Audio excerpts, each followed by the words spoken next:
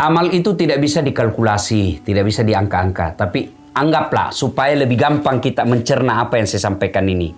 Kalau saya baca, ibu ini yang bertanya, membaca dalam bahasa aslinya, bahasa Arabnya, dan dia baca terjemahannya, kira-kira nilainya 10. Ya, kalau dia cuma baca terjemahannya, ya kira-kira nilainya 8. Ya, tentu beda, ya kan? Ya. Tapi apa dia menjadi rahmah kalau dia pakai bahasa Indonesia atau bahasa Arab? Bukan soal bahasa Arab atau bahasa Indonesianya, tergantung mengamalkannya atau tidak. Kalau dia terjemahkan, dia baca hanya Latinnya saja, bahasa Indonesianya saja dia baca, dia paham, lalu dia lakukan, itu dia dapat hidayah dan rahmah, meskipun dia tidak pakai bahasa-bahasa Arab. Ya, memang idealnya bahasa aslinya, baca terjemahannya, amalkan. Tapi kan ibu ini tadi dia katakan, saya baru belajar. Kalau boleh saya sarankan ibu belajar. Ya, belajar supaya ada nanti bekal untuk akhirat. Karena kalau orang wafat tidak pernah belajar ngaji, itu nanti dia buta huruf di akhirat. Kalau saya ke Amerika, tidak tahu bahasa Inggris, alamat pasti sengsara. Meskipun ada Google Translate. Ya kan? Tapi kalau masuk akhirat, bahasa bukan bahasa Bugis, bukan bahasa Betawi, bukan bahasa Inggris. Bahasa apa? Bahasa Al-Quran.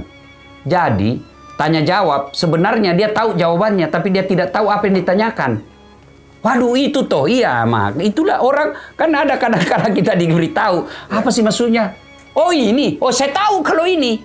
Begitulah kira-kira orang yang tidak tahu ngaji nanti, buta huruf di akhirat. Tidak bisa menjawab sesuatu. Maka saya sarankan ke ibu, belajar. Soal lagi belajar, tiba-tiba ajal menjemput, Allah Maha Bijaksana. Allah sudah tahu, ibu sudah mau. Cuma boleh buat keterbatasan usia. Maka belajar.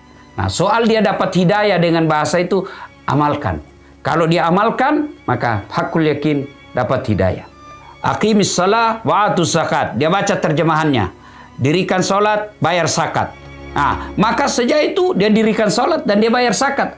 Ini meskipun bahasa Indonesia dia sudah dapat hidayah karena dapat mengamalkannya. Gitu ya. Yang penting menumbuhkan kecintaan terhadap Al-Quran, Ustaz. Ya, menimbulkan kecintaan Quran itu harus terukur. Kan orang bilang membaca Quran itu pahala. Semua orang tahu. Tapi bagaimana konkretnya? Satu, usahakan di rumah itu pagi-pagi baru bangun, sudah sholat subuh, perdengarkan itu satu rumah ayat suci Al-Quran. Masa lagu-lagu bule kita perdengarkan anak kita tidak ngerti juga bahasanya, anak kita juga tidak tahu. Ya kan? Kenapa ayat suci Al-Quran tidak? Bang, saya ini jadi penceramah, salah satu sumber ilmu saya, meskipun saya tidak pernah mondok secara formal, yaitu bapak saya suka putar kaset ceramahnya Sainuddin Nemset. Saya terinspirasi jadi mubalik itu dari ceramahnya Sainuddin Nemset di kampung saya dulu. Diputar di rumah saya, diangkut, dengar lagi. Hebat ini penceramah. Kan menarik gitu kalau almarhum Sainuddin Nemset cerita. Kalau dia cerita dalam ceritanya 3 orang, tiga juga tuh jenis suaranya. Itu menarik. Situ. Jadi setiap pagi itu ceramah bapak saya ulang-ulang. Karena waktu itu kan masih sulit dapat ceramah di kampung. Diulang-ulang, akhirnya apa? Satu, efeknya saya tahu. Efek media itu kan ada 4. Pertama, tahu dulu. Nah, sudah tahu? Ingat. Sudah tahu. Yang kedua, pengaruh kedua, sikap. Setuju atau tidak? Yang ketiga, perubahan perilaku. Kita lakukan. Nah, kalau selalu dia dengar di rumah, minimal dia tahu. Ada dia tahu sumber agama kita, oh begini, oh begini. Sudah itu, dia setuju.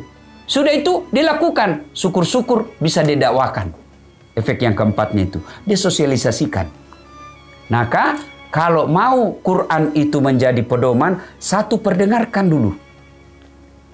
Yang kedua, seluruh aksesoris yang melengket dengan tubuh kita ini harus ada Quran. Contoh, usahakan handphone kita itu yang selalu kita pegang 24 jam. Ya. Usahakan ada aksesoris Quran di situ. Aplikasi. Ada aplikasi. Kalau perlu dia aplikasi yang selalu muncul. Supaya termotivasi. Nah, yang berikutnya lagi, tempat-tempat yang selalu kita datangi, itu harus ada Quran. Misalnya di studio ini. Kalau dia seorang muslim, tempat lu menyiar, tuh ada Quran di sampingmu. Sebagai pengingat. Sebagai pengingat. Ruang tamu ada Quran. Di atas mobil ada Quran. Tempat kerja ada Quran. Selalu ada Quran. Itu konkret. Bisa terukur dan bisa dilaksanakan. Ya. Apalagi tulis alarm. Dalam 24 jam alarmnya apa misalnya. Waktu yang paling bagus baca Quran kapan misalnya. Masing-masing kan orang beda kesibukannya. Kalau saya jam paling saya senang maghrib isya. Nah, di situ punya alarmnya untuk mengingatkan. Saatnya baca Quran. Sudah itu minimal 1 ayat setiap selesai sholat. Assalamualaikum warahmatullahi. Assalamualaikum warahmatullahi. Alif lam mim. Sadaqallahul azim. Sepekan 1 hari 5 ayat. Sepekan 5 kali 7. 1 bulan berapa? Apalagi kalau buka terjemahannya. Beginilah cara yang konkret, terukur, dan bisa dilakukan. Baik. Wallahu a'lam bishawab.